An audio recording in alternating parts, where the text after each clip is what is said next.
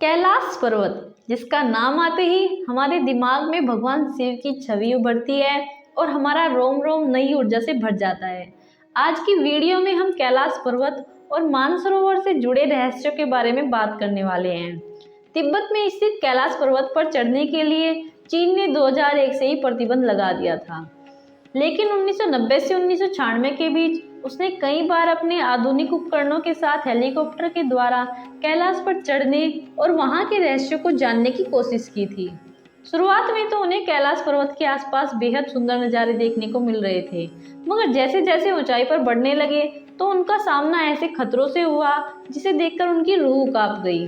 मौसम में भारी बदलाव होने लगा, बादल गरजने लगे और भारी बर्फबारी के साथ ही हिमस्खलन भी होने लगा। हिमस्खलन इतना भयानक था कि बर्फ के बड़े बड़े टुकड़े अपने रास्ते में आने वाली सभी चीजों को बहा ले जाए। इससे हेलीकॉप्टर को कंट्रोल करने में भारी दिक्कतों का सामना करना पड़ रहा था। जैसे जैसे ऊंचाई पर बढ़े, ऑक्सीजन लेवल कम होता जा रहा था। कैलाश को धरती का केंद्र बिंदु माना गया है, इसलिए वहाँ सारी दिशाएं आकर मिलती है। इससे वैज्ञानिकों को भयानक दिशा भ्रम का आभास हुआ। लेकिन जैसे तैसे और ऊंचाई पर बढ़े तो हेलीकॉप्टर के नेविगेशन सिस्टम और रडार ने काम करना बंद कर दिया था। फ्यूल बताने वाले उपकरण ने भी काम करना बंद कर दिया था। वैज्ञानिकों की मानसिक और शारीरिक स्थिति ने पहले ही जवाब दे दिया था।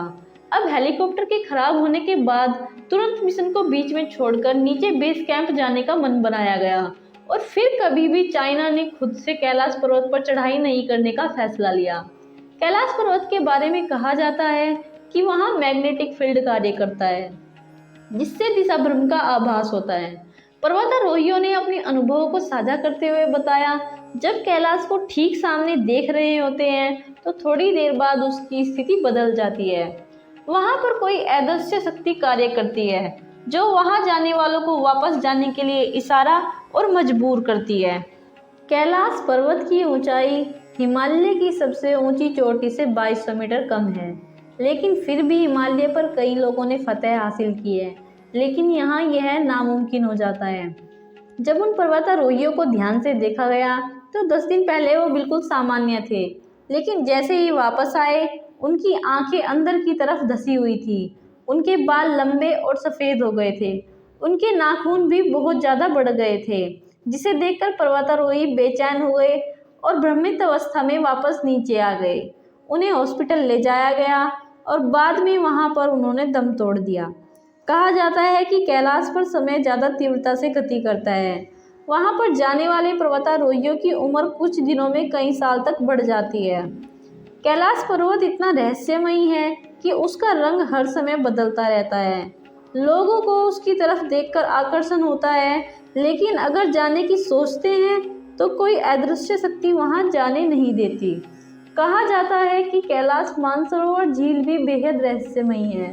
यह मीठे पानी की झील है और कहा जाता है कि मानसरोवर झील के अंदर योगी किन्हीं विशेष यात्री में बैठकर ध्यान करते हैं। यहाँ ओम की ध्वनि गूंजती रहती है। ये योगी किसी को भी दिखाई नहीं देते। इस झील को देवताओं की झील भी कहते हैं, क्योंकि इसमें देवता भी किसी विशेष रात्रि में स्नान करते हैं। वहां आसपास रहने वाले लोगों का कहना है कि पर्वत से डमरू बजने की ध्वनि का निरंतर प्रवाह होता रहता है। कहा जाता है कि यह पर्वत अलौकिक शक्तियों से भरा हुआ है, जिसका संबंध पारलौकिक शक्तियों और ब्रह्मांड के निर्माण से भी है। लेकिन मेरे विचार से अगर ऐसा कुछ भी है तो हमें उसे ध्यानभंग नहीं करना चाहिए, क्योंकि हमारे लिए तो यही बहुत बड़ी बात है कि इस पापी संसार में कोई एक जगह अब भी बची हुई है जहाँ पाप का दूर दूर तक नामो निशान नहीं है और भोलेनाथ वहाँ ध्यान करते हैं।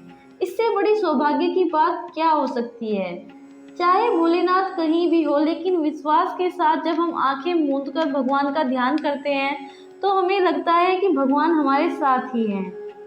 आपको कैलाश पर्वत के रहस्यों के बारे में जानकर कैसा लगा, हमें ज़रूर बताइए। वीडियो पसंद आए तो वीडियो को लाइक, कमेंट और चैनल को सब्सक्राइब ज़रूर करें।